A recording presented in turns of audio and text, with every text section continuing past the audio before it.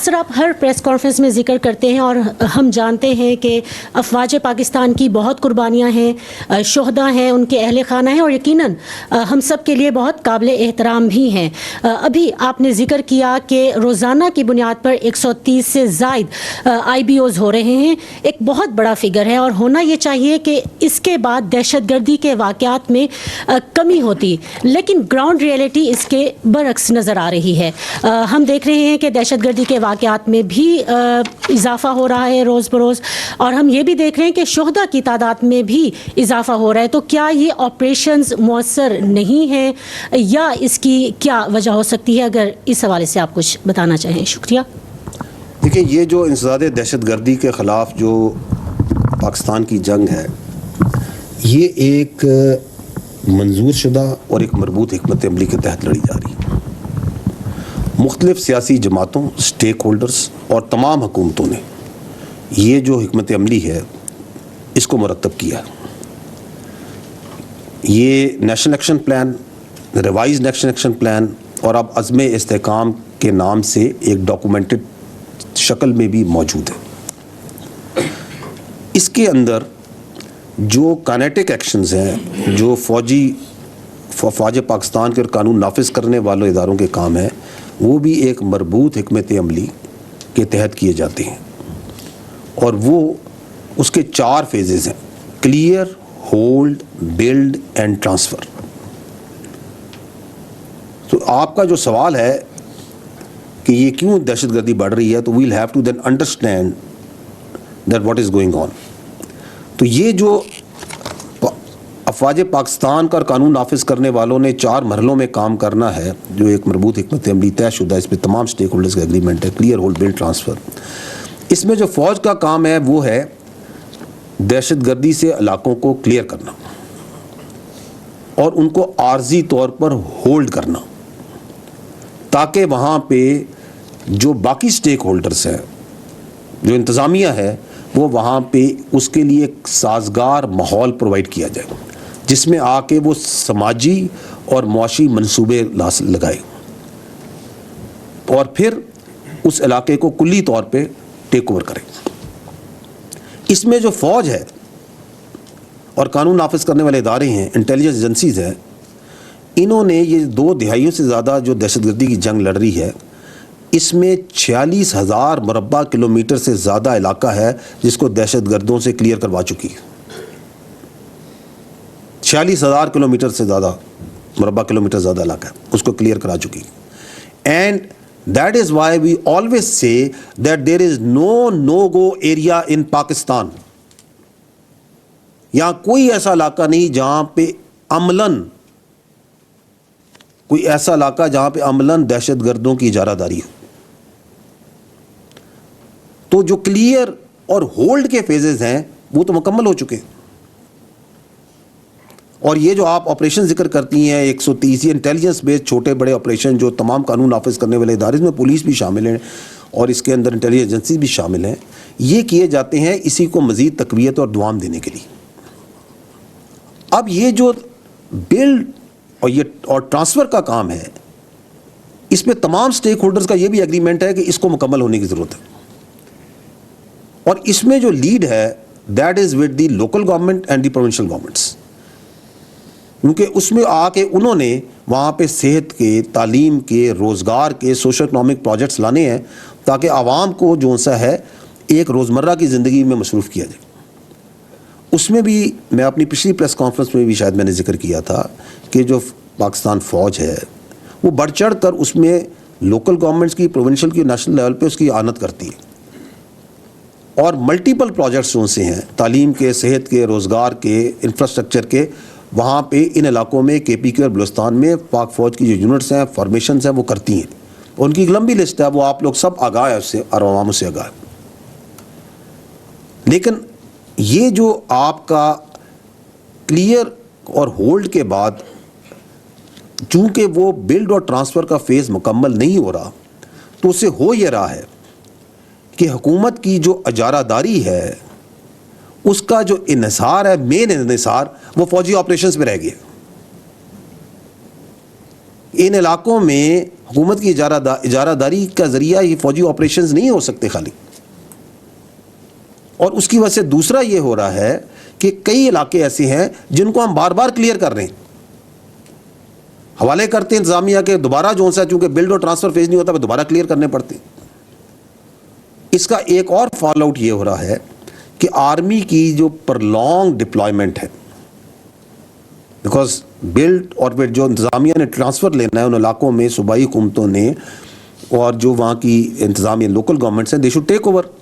وہ چونکہ نہیں ہو رہا تو اس کی وجہ سے جو پرلونگڈ آرمی ڈپلائمنٹ ہے اس کے اپنے ایشوز ہوتے ہیں, اور اس کی وجہ سے فوج کے خلاف ایک زہریلا بیانیہ بنانے کا لوگوں کو موقع ہی ملتا ہے. تو this is one reason, but this is not the only reason. The other reason is کہ جو کہ ہمیں اعداد و شمار اور شواہد بتاتے ہیں وہ یہ ہے کہ اگست 2021 سے اس کے بعد سے جو فتنہ الخوارج ہے اور دہشت گرد ہیں, ان کی جو سہولت کاری ہے وہ بڑھ چکی ہے جب سے افغانستان میں تبدیلی آئی. اور یہ سہولت کاری جو سی ہے, یہ چاہے ٹریننگ کیمپس کی شکل میں ہو, چاہے یہ لاجسٹک سپورٹ کی شکل میں ہو, چاہے یہ افغان شہریوں کا خود فتنہ الخوارج اور دہشت گردوں میں شامل ہونے کی شکل میں ہو, چاہے یہ خودکش بمباروں کی پروویژن کی شکل میں ہو, چاہے یہ جو چھوڑا ہوا امریکی اسلحہ ہے اس کی جدید اسلحے کی فراہمی کی شکل میں ہو, یہ بڑھ چکی ہے. اور اس سلسلے میں حکومت پاکستان افغان عبوری حکومت کے ساتھ رابطوں میں ہے. یہ اس برادر, یہ ہمارا پڑوسی اسلامی ملک ہے افغانستان, اور پاکستان نے ہمیشہ اس کا بڑھ چڑھ کے ساتھ دیا ہے, اسپیشلی جب بھی وہاں پہ کوئی مشکلات آئی. اور ہم یہ چاہتے ہیں کہ وہ اس برادر اسلام پڑوسی اسلامی ملک کو جس نے ہمیشہ اس کا ساتھ دیا ہے, اس کے اوپر خارجین کو قطعاً فوقیت نہ دے. اور یہ وہ خارجین جن کا نہ کوئی دین اسلام سے تعلق ہے, نہ ان کا کوئی انسانیت سے تعلق ہے, اور نہ ہی ان کا کوئی قبائلی اقدار اور رواج سے کوئی تعلق ہے. حکومت پاکستان اور افغانستان کے درمیان بہت سی چیزوں میں رابطے ہیں, اچھے تعلقات ہیں, بہت سے معاملات پہ بات چیت چلتی ہے. اور جو لوگ یہ سمجھتے ہیں کہ ان دو برادر پڑوسی اسلامی ممالک میں غلط فہمیاں پیدا کر کے رکھنے ڈال سکیں گے وہ, تو ان کو ہم صرف یہی کہیں گے کہ وہ خیالی دنیا میں رہتے ہیں.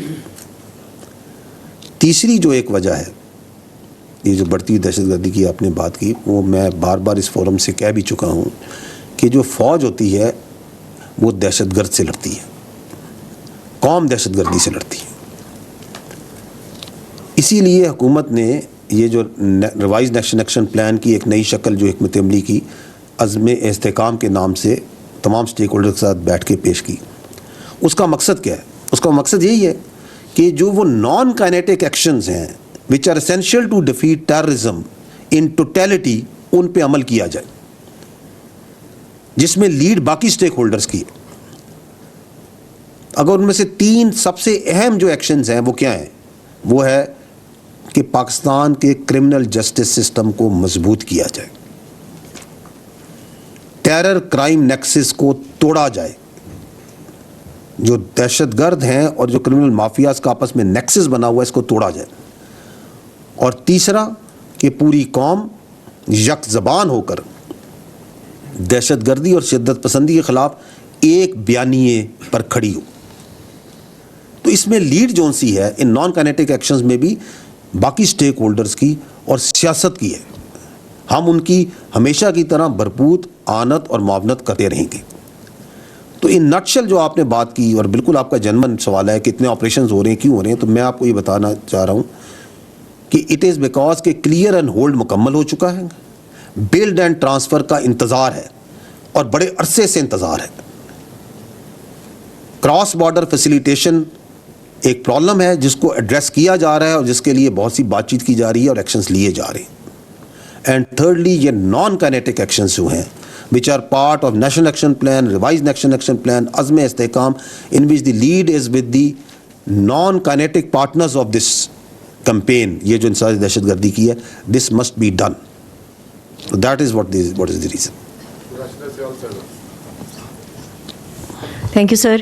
سر میں آپ سے یہ جاننا چاہوں گی کہ جس طرح ابھی آپ نے اپنے بریف میں بھی بتایا اور ابھی اس سوال کے جواب میں بھی کہ دہشت گردی کے حوالے سے افواج پاکستان ایک مربوط آپریشن جو ہے اس کو رن کر رہے ہیں، لیکن مسئلہ یہ ہے کہ پاکستان کے اندر معاشی صورتحال آئے روز خراب ہوتی جا رہی ہے اور معاشی اشاریے نہ صرف منفی میں جا رہے ہیں بلکہ ایک عام آدمی کی جو زندگی ہے وہ اتنی کٹھن ہو چکی ہے کہ اس کے لیے بجلی کے بل ادا کرنا یا روزمرہ کے جو اس کے امور ہیں اس کو چلانا بالکل ناممکن ہوتا جا رہا ہے. تو افواج پاکستان باقی چیزوں میں حکومت پاکستان کے ساتھ آن بورڈ ہے، تو کیا اس حوالے سے بھی آپ کو کچھ ادراک ہے کہ یہ بھی ملکی سلامتی کو لاحق خطرات میں سے ایک خطرہ ہے کہ معاشی صورتحال اگر مزید خراب ہوگی تو ظاہر ہے ملک کے اندر لا اینڈ آرڈر کی سچویشن بھی کریٹ ہو سکتی ہے. اس حوالے سے آپ کیا کہیں گے؟ Thank you. میں اس کا جواب دوں گا تو آپ کہیں گے اب معیشت پہ فوج بات کرتی ہے. تو I'll have to tread here in the domain جہاں پہ آپ نے سوال کیا جہاں فوج کی بات کرتے ہیں. دیکھیں I'll try to answer what is in your mind کہ آپ یہ کہہ رہی ہیں کہ معیشت کی کیا آپ یہ پوچھ رہی ہیں کہ کیا آپ کو پرابلم نہیں ہے، معیشت نہیں نظر آ رہی ہے آپ کو. دیکھیں یہ پاکستان جو فوج ہے اس کے جو جوان ہیں یہ خود اس پاکستان کے متوسط اور نچلے طبقوں سے آتے ہیں.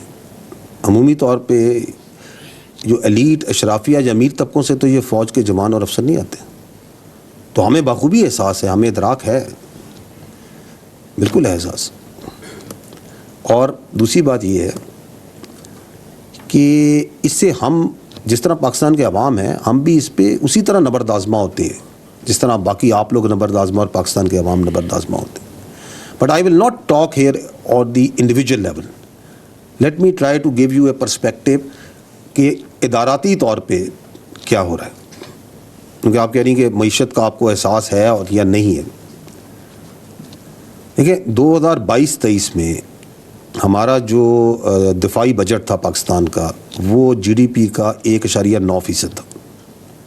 یہ جو رواں سال ہے اگلا سال 23-24 اس میں ہر سال ہمیشہ مہنگائی بڑھتی ہے نا، اس میں لیکن جو ہمارا دفاعی بجٹ ہے وہ گھٹ کے 1.7% ہے. تو we are self the defence forces of Pakistan have reduced their expenditures. پھر میں پہلے بھی یہیں سے یہ پہلے بھی آپ لوگوں کے گوش گزار کر چکا ہوں کہ اگر ہم خالی اس وقت فوج کی بات کرتے ہیں، پاکستان فوج کی بات کرتے ہیں، تو پچھلے مالی سال کے اندر 100 ارب روپیہ تو اس فوج نے ہارڈ کرنسی جو سی ہوتی ہے وہ جمع کرائے ٹیکسز میں اور ڈیوٹیز کی مد میں. اور جو ہمارے رفائی ادارے ہیں، ذیلی ادارے ہیں، 260 ارب روپے انہوں نے جمع کرائے. اس کے اندر آپ کی فوجی فاؤنڈیشن نے 223 ارب روپے، ڈی ایچ ایس نے 23 ارب روپے کے ٹیکسز اور ڈیوٹیز، این ایل سی نے تقریباً 3.5 ارب روپے، آرمی ویلفیئر ٹرسٹ نے تقریباً 3 ارب روپے اور باقی سب نے تو وہ ملا کے 260 ارب. اور کلی طور پہ تو فوج اور اس کے جو ادارے ہیں ذیلی ادارے رفائی ادارے 360 ارب روپے کی خطیر رقم تو صرف ٹیکسز ڈیوٹیز میں جمع کریں. And other than that you know آپ سب کو سامنے ہے کہ جو فوج ہے اس کی یہ پریکٹس بھی ہے، کلچر بھی ہے کہ یونٹ لیول سے لے کے آرمی لیول تک جتنا ہم سے پاسبل ہو سکتا ہے اس سے بڑھ کر جو عوام کی فلاح و بہبود کے لیے جو کام ہے وہ فوج کرتی ہے. چاہے وہ گلگت بلتستان میں ہوں، سندھ میں ہوں، بلوچستان میں ہوں، خیبر پختونخوا میں ہوں، کہیں بھی ہوں، ہاسپٹلز میں، تعلیم میں، صحت میں، روزگار کے مواقع، ایگریکلچر میں، دیر ملٹیپل پروجیکٹس ان پہ کام چھوٹے لیول پہ اور بڑے لیول پہ بھی کیا جاتا ہے. اور نیشنل لیول میں تو آپ کے حال میں آپ کے سامنے ہے کہ جو ایس آئی ایف سی ہے اس کے اندر جو فوج اپنا ایک رول ادا کر رہی ہے حکومت کی اعانت مدد کرنے کا، that is also directed towards improving the economic condition and facilitating the people of Pakistan. اور پھر یہ جو ابھی آپ نے پہلے جو ہم بات کرتے ہیں ہر بار آپریشنز کی بات کرتے ہیں، کاؤنٹر ٹیررزم آپریشنز کی بات کرتے ہیں، تو یہ ہم کیوں کرتے ہیں؟ چاہے وہ فتنہ الخوارج کے خلاف لڑ رہے ہیں، چاہے ہم بلوچستان میں دہشت گردوں کے خلاف لڑ رہے ہیں جو ترقی کے دشمن ہیں، یہ اس لیے کرتے ہیں تاکہ پاکستان میں دائمی امن قائم ہو. Because without peace and stability and security there can not be any economic prosperity. میں نے ابھی تھوڑی دیر پہلے یہی کہا ہے کہ ایک محفوظ پاکستان ہی ایک مضبوط پاکستان کی ضمانت ہے. تو ہماری یہ جو ہر روز کے انٹیلیجنس بیسڈ آپریشنز ہیں, جو شہادتیں ہیں, قربانیاں ہیں, they are directed towards this stability and prosperity. And more than that, اگر اس سے بھی آپ آگے دیکھیں تو یہ جو آپ دیکھتے آ رہے ہیں, میڈیا میں آپ لوگ دیکھتے ہیں, آبزرو کرتے ہیں کہ پاک فوج ایک بڑا اہم رول, ایک معاونت کا رول جو اللیگل اسپیکٹرم ہے اس کے خلاف بھی ادا کر رہی ہے. وہ جو میں نے بات کی ٹیرر کرائم نیکسس کی, جو استحصالی مافیا ہے, کیونکہ مضبوط انتظامی ڈھانچوں کے بغیر معیشت ترقی نہیں کر سکتی. So we are fully committed in that and we put our best efforts government کے ساتھ مل کے, گورنمنٹ کی ہدایات کے اوپر, جو اللیگل اسپیکٹرم کو توڑنے کے لیے. اور اس پہ نہ صرف ہم ایکشنز کرتے ہیں, آپ نے دیکھا ہوگا ہم بارہ اس بات پہ بڑے مؤثر طریقے سے بات بھی کرتے ہیں کہ یہ ٹیرر کرائم نیکسس کو بریک کرنا ہوگا, اس استحصالی کرمنل مافیاز کو پاکستان سے ختم کرنا ہوگا. تو اگر ٹوٹیلیٹی میں بات کریں تو جو آپ نے کہا کہ ہمیں ادراک ہے, ہمیں نہ صرف ادراک ہے, میں تو آپ کو یہ کہوں گا کہ ہمارے تمام ایکشنز ڈائریکٹلی اور انڈائریکٹلی ان کا ایک کلیدی رول پاکستان کی معیشت کو اور پاکستان کے عوام کی فلاح و بہبود کے لیے. اگر آپ وہ چاہے وہ فتنہ الخوارج کی خلاف جنگ ہے, چاہے وہ بلوچستان میں دہشت گردوں کی سرکوبی ہے, چاہے وہ SIFC میں کام کر رہے ہیں, چاہے وہ چھوٹے بڑے سوشو اکنامک پروجیکٹس کر رہے ہیں, کروا رہے ہیں, فیسیلیٹیٹ کر رہے ہیں, چاہے وہ اللیگل اسپیکٹرم کے خلاف ہم کام کر رہے ہیں, تو this is all directed towards that.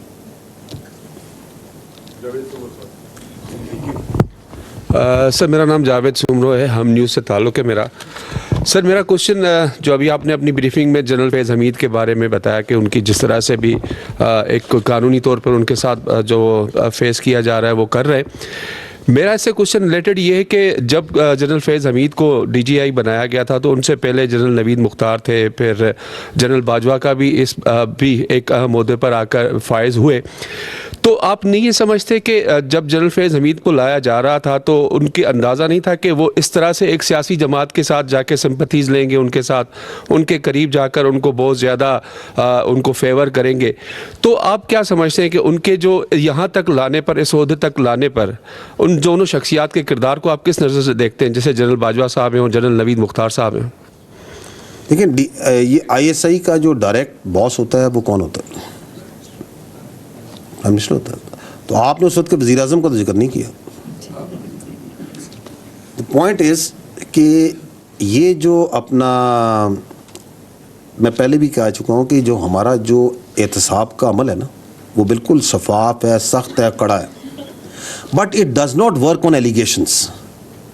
وہ ثبوت و شواہد پہ کام کرتا ہے, یہ نہیں کہ الزامات پہ کام کرتا ہے, وہ ثبوت و شواہد ہوتے کے اوپر کام کرتا ہے. پہلی بات تو یہ. دوسری بات یہ ہے کہ اس میں اگر کوئی بھی فرد, چاہے وہ کسی بھی عہدے پر ہو, کسی بھی رینک پر ہو, اگر وہ قواعد و ضوابط اور قانون کے باہر جاتا ہے تو فوج کا جو سسٹم ہے سیلف اکاؤنٹیبلٹی کا اور باقی جو ڈسپلن کا سسٹم ہے, یہ اس کو واپس قانون کے قاعدے میں لے کے آتا ہے. اور یہ ابھی آپ دیکھ بھی رہے ہیں, یہ جو کارروائی ہو رہی ہے, this is exactly what has happened, کہ کوئی باہر گیا تو واپس اسے لے کے آیا. یہ جو اپنا اس پرٹیکولر کیس کے اندر جو اپنی ذاتی حیثیت میں ذاتی فائدے حاصل کرنے کے لیے جو کام کیے گئے, ان کے جو ثبوت اور شواہد ہیں وہ آپ کی جو انکوائری ہے اس کے سامنے ہے.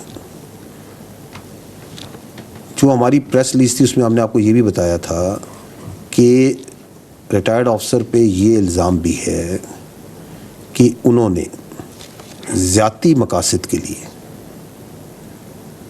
مخصوص سیاسی عناصر کے ایما پر قانون کی اور آئینی حدود و حدود سے تجاوز کیا. جو آپ بات کر رہے ہیں, اگر کوئی شخص اپنے ذاتی حیثیت میں اپنے ذاتی فائدے کے لیے کوئی غیر قانونی کام کرتا ہے تو بغیر ثبوت اور شواہد کے اس کو کسی اور شخص سے منسلک کرنا مناسب نہیں ہے. تو یہ جو ایک آن گوئنگ جو ایکٹیویٹی ہے, جو لیفٹیننٹ جنرل ریٹائرڈ فیاض حمید کا جو فل جنرل کورٹ مارشل کا کیس ہے, یہ ایک سبجیکٹس میٹر بھی ہے, اس کے اپنے قانونی تقاضے ہوتے ہیں سبجیکٹس میٹر کے. تو اس میں جو ضروری تفصیلات سمجھی جائیں گی, آگے بھی جو آئیں گی وہ وقتاً فوقتاً سے پھر آپ کو آگاہ کیا جائے گا.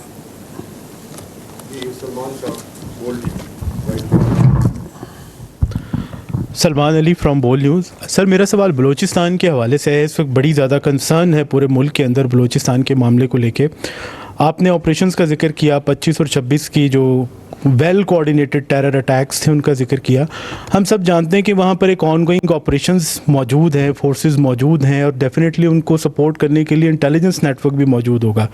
تو کیا آپ نہیں سمجھتے کہ آپ کے آن گوئنگ آپریشنز کے باوجود آپ کے جو انٹیلیجنس نیٹ ورک ہے اس کے ہوتے ہوئے بھی یہ اتنا بڑا ویل کوآرڈینیٹڈ اٹیکس ہوئے, تو یہ آپ کی جو فورسز جو کہ وہاں پر کارروائیاں کر رہی ہیں پہلے سے موجود ہیں, اور جو آپ کا انٹیلیجنس نیٹ ورک ہے, تو کیا اس کے اوپر یہ ایک بہت بڑا کویسچن مارک نہیں ریز ہوتا کہ یہ کیا آپ کا نیٹ ورک جو ہے, آپ کی فورسز جو ہیں, کیا ان کی کیا پرفارمنس ہے؟ ٹھیک, دیکھیں بلوچستان کے اوپر اگر آپ اجازت دیں گے تو مجھے تھوڑا سا آپ ٹائم دیں تو میں اس کو ذرا کھل کے بات کرنا چاہوں گا اس کے اوپر.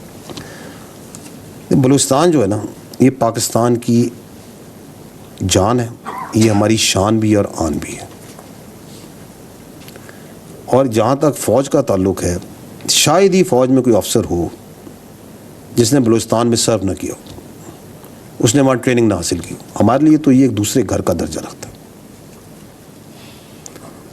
اٹ از 45% آف پاکستان رقبے کے لحاظ سے, آلموسٹ 45%, تھوڑا سا میرا خیال ہے کم ہے 45. اور اس کے مقابلے میں اگر پاکستان کی آبادی 25 کروڑ ہے تو بلوچستان کی جو آبادی ہے وہ 14-15 ملین ہے. تو جو ایک زیادہ رقبے میں کم آبادی کی وجہ سے جو مسائل ہیں وہ وہاں حقیقتاً جنم لیتے ہیں. تو this we first need to understand. اور یہ کہ یہ بلوچستان جو سا ہے اس میں خالی بلوچ نہیں ہے, اس میں پختون بھی ہیں, اس میں براوی بھی ہیں, اس میں ہزارہ جات بھی ہیں, اس میں سیٹلرز بھی ہیں اور دیگر قومیں بھی آباد ہیں. اور اسی طرح جو بلوچ ہیں وہ پاکستان کی کثیر تعداد پاکستان کے دوسرے علاقوں میں, وہ پنجاب میں, سندھ میں, کشمیر میں, گلگت بلتستان میں, خیبر پختونخوا, ہر جگہ ہیں. نہ صرف آباد ہیں بلکہ وہاں کی معاشرت میں اور معیشت میں رچے بسے ہوئے ہیں. تو کہنے کا مطلب یہ ہے کہ بلوچستان اس حسین امتزاج کا نام ہے جو پاکستان ہے. اینڈ مور دین دیٹ, اگر آپ دیکھیں تو بلوچستان کی تاریخ, تہذیب, تمدن کو دیکھیں تو یہ مسکن ہے انتہائی جفاکش, غیور اور ذہین لوگوں کا. آپ ابھی ریسنٹ ایگزامپلز اٹھا لیں, اسرار خان کاکڑ, قلعہ عبداللہ کا, he is the president of the Oxford student union. Shahzeb Rind ہے, وہ میں خیال 20 سے کچھ سیکنڈ ہوں گے اس میں انہوں نے وہ انڈین اپنے حریف کو چت کر دی, بلوچستان کا. آپ کی آوران میں جو خاتون وہاں کی پہلی ڈپٹی کمشنر عائشہ زہری ہیں, اگر خواتین کی بچیوں کی بات کرتے ہیں, شی از اے بلوچ. آپ کیچ میں جائیں, وہاں پہ قصبہ ہے بلیدہ, اس کے ڈاکٹر عبدالصمد یار جان از دی فرسٹ جو خلائی سائنسدان ہے جو کیمبرج یونیورسٹی میں پاکستانی, پہلا پاکستانی جو سائنسدان ہے. ابھی کی بات کریں, یہ جو موسیٰ-زئی, محب اللہ موسیٰ-زئی, جنہوں نے اپنی جان پہ کھیل کے لوگوں کو بچایا. یہ ہے بلوچستان کی حقیقت, یہ ہے اس کا اصل پوٹینشیل, یہ ہے جس کو ہم کہتے ہیں کہ یہ ہماری آن ہے, شان ہے اور جان ہے. اور اگر میں فورسز کی بات کرتا ہوں تو there are many officers, soldiers جو فوج میں ہیں, جو آپ کے ایف سی میں ہیں, جو بلوچستان سے ہیں. شاید ہی بلوچستان میں کوئی ضلع ہو, کوئی جگہ ہو, کوئی قصبہ ہو جہاں پہ شہیدوں کی قبریں نہ ہوں, قانون نافذ کرنے والے اداروں کے شہیدوں کی قبریں نہ ہوں, جنہوں نے اس ملک کی خاطر جان نہ دی. تو we must first understand what is Balochistan. یہ جو ڈی سی پنجگور ہے, ذاکر بلوچ شہید, ان شہیدوں کے نام لیں, یہ بلوچ ہمارا فخر ہے. آپ کے صحافیوں میں محمد صدیق مینگل شہید, پولیس میں بات کریں نواز گشکوری شہید, لیفٹیننٹ جہانگیر مری شہید, ابھی 2024 میں شبیر بلوچ شہید ہمارے سپاہی, اور کتنے شہداء ہیں اس بلوچستان کے جنہوں نے اس ملک کے لیے جان دی. دس از واٹ بلوچستان از. اب اس بلوچستان کے اندر جون سا ہے وہ بیانیہ بنایا جاتا،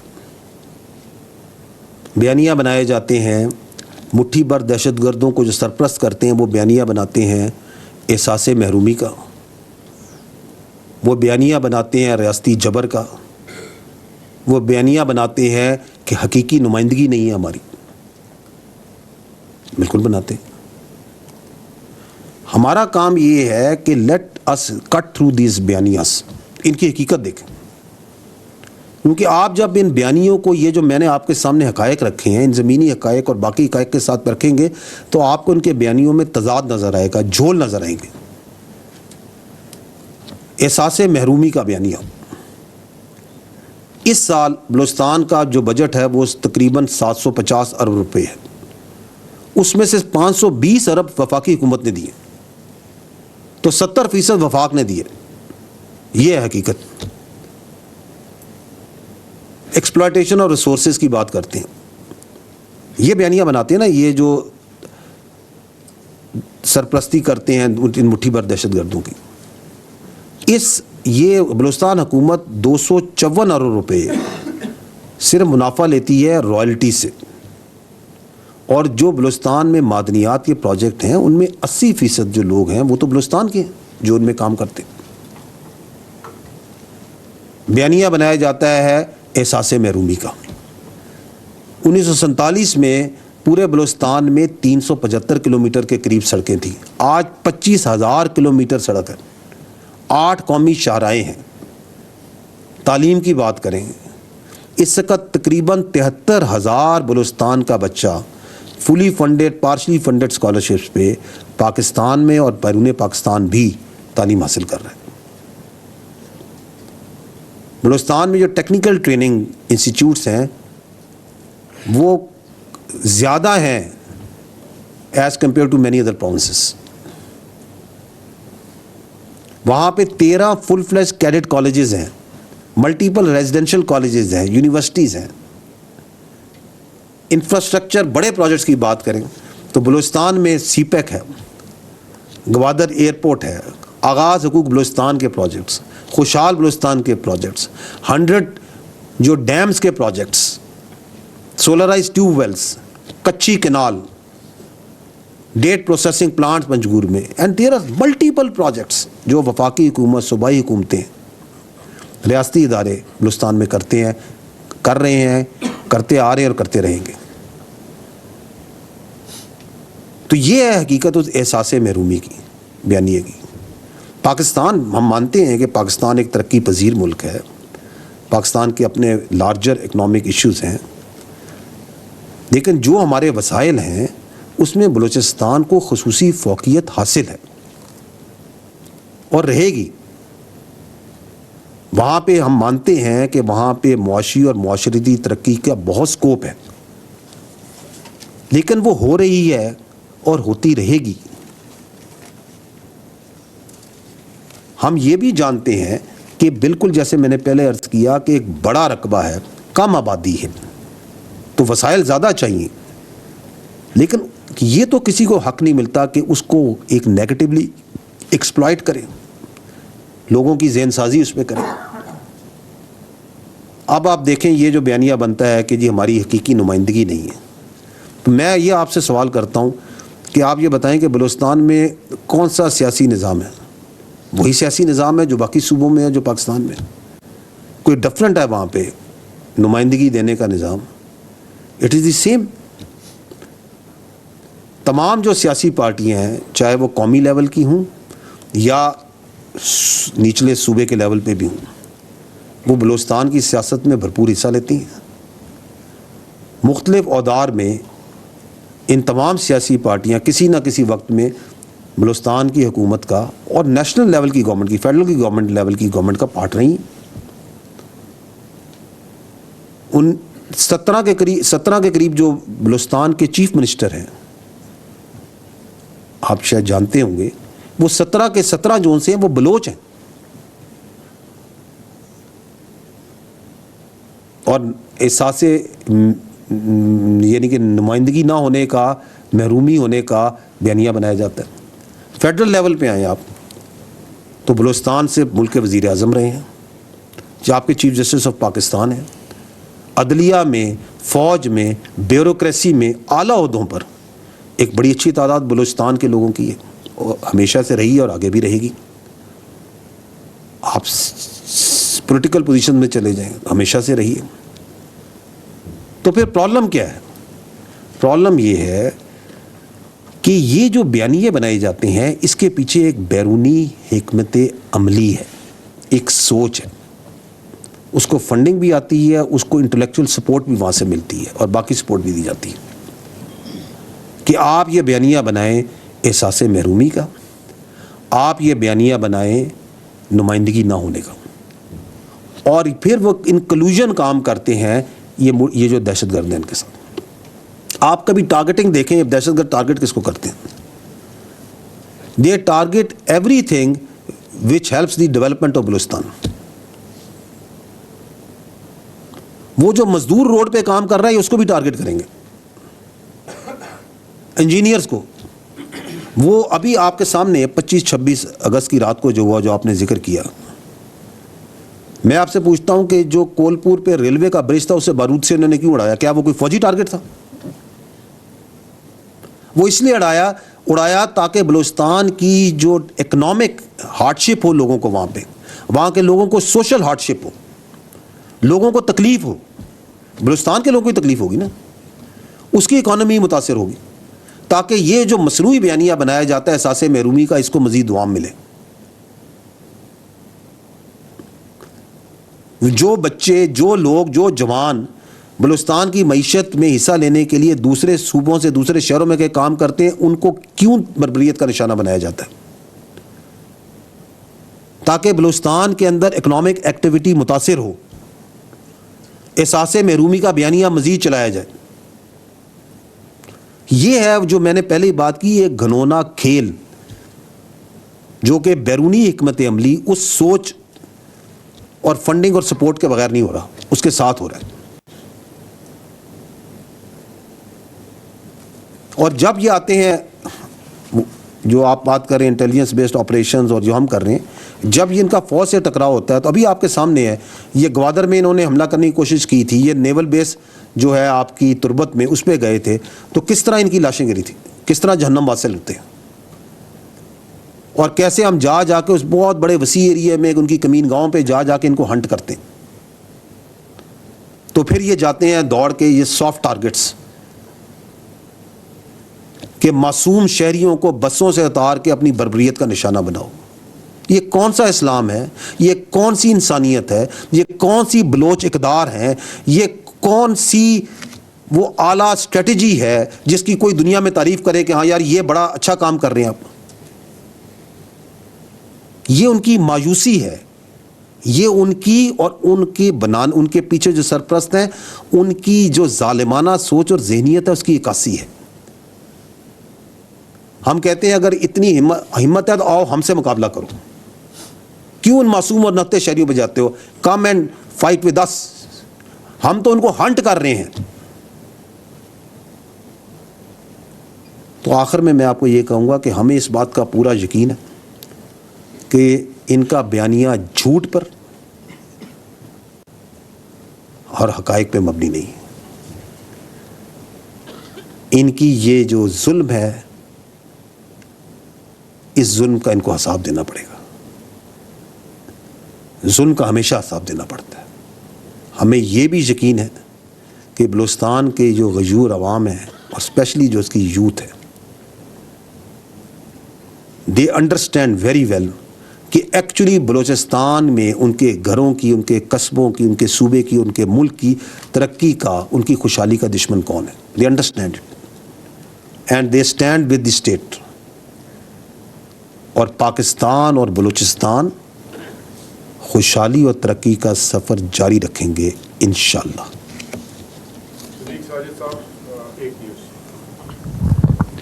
सदीक साजिद जी, एक न्यूज़ से ابھی آپ نے فوج کے اندر خود احتسابی کی بات کی اور جنرل ریٹائرڈ فیض حمید کے کورٹ مارشل کی، تو جیسے جیسے کورٹ مارشل کی پروسیڈنگ آگے بڑھ رہی ہے، جو تحریک انصاف کے رہنما ہیں وہ ان خدشات کا اظہار کر رہے ہیں کہ جو بانی پی ٹی آئی ہیں ان کو فوجی تحویل میں لیا جا سکتا ہے یا ان کے خلاف بھی فوجی جو ملٹری ایکٹ ہے اس کے تحت کارروائی ہو سکتی ہے، اس پر کیا کہیں گے؟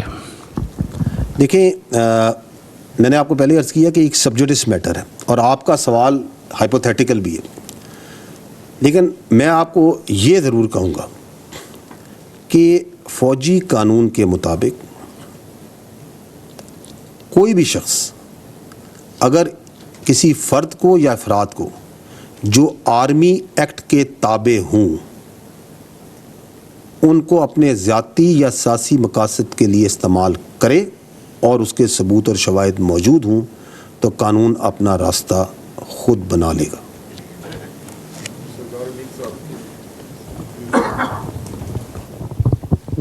شکریہ جی جنرل صاحب، سردار حمید نیوز 1 ٹیلی ویژن سے۔ میرا کوشچن سر یہ ہے کہ گزشتہ ماہ پی ٹی آئی نے ایک جلسہ پلان کیا اسلام آباد ترنول میں، اور اس دوران جو ہے وہ کینسل بھی کیا ڈپٹی کمشنر نے، لیکن چیمہ گوئیاں یہ ہوتی رہیں کہ اچانک اس جلسے کا کینسل ہونا جو ہے کہیں نہ کہیں اسٹیبلشمنٹ کے ساتھ ان کی بات چیت ہے، اور ابھی یہ جلسہ دوبارہ پلان ہو چکا ہے 8 ستمبر کو۔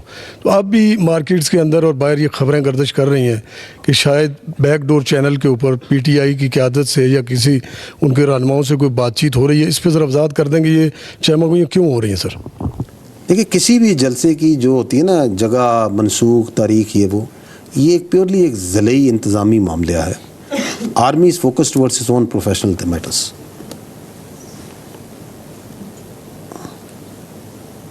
Ladies and gentlemen, we are running short on time, so we'll take one last question. Javed Baloch sir. Thank you, sir. Sir Javed Baloch news سے۔ سر میرا کوشچن جنرل فیض سے متعلق ہے کہ آلموسٹ 3 ویکس ہو گئے ہیں انہیں گرفتار ہوئے، اور پھر جنرل کورٹ مارشل کی کارروائی بھی ہو رہی ہے، اور اس کے بعد سر خبر آتی ہے کہ 2 بریگیڈیئرز اور 1 کرنل بھی گرفتار ہوئے۔ سر پتہ یہ کرنا چاہ رہا ہوں کہ پروسیس کیا ہے، کتنا ٹائم لے گا یہ ساری کارروائی مکمل ہوتے ہوئے، اور سر دوسرا یہ کہ کتنے اور لوگ ہیں جو گرفتار ہو چکے ہیں اس کے بعد؟ دیکھیں، جو ہمارا ملٹری کا سسٹم ہے، کورٹ مارشل کا یا لیگل سسٹم ہے، یہ بالکل بڑی سرعت سے کام کرتا ہے، اٹ ورکس وتھ اسپیڈ، لیکن جو قانونی اور انصاف کے تقاضے ہیں وہ مقدم ہیں۔ تو جس کا بھی کورٹ مارشل ہوتا ہے اس کو فیئر ٹرائل کے، اس کو وکیل کرنے کے، گواہ پیش کرنے کے، جرا کرنے کے، ثبوت پیش کرنے کے اور اپیل کرنے کا یہ تمام حق حاصل ہوتے ہیں۔ اس لیے اس پہ کوئی حتمی ٹائم فریم نہیں رکھا جا سکتا۔ اور جہاں تک آپ نے بات کی ہے کہ اور کتنے لوگ گرفتار ہوئے ہیں، تو میں آپ کو پہلے بھی عرض کی کہ یہ ایک سبجوڈس میٹر ہے، ایک آن گوئنگ قانونی کیس ہے، ٹھیک ہے نا، اور اس میں جو ضروری جزیات اور تفصیلات ہوں گی، جو مناسب ہوں گی، وہ آپ کو بتائی ضرور جائیں گی۔ لیکن میں آپ کو یہ بتا دوں کہ جو بھی شخص اس کیس میں ملوث ہوگا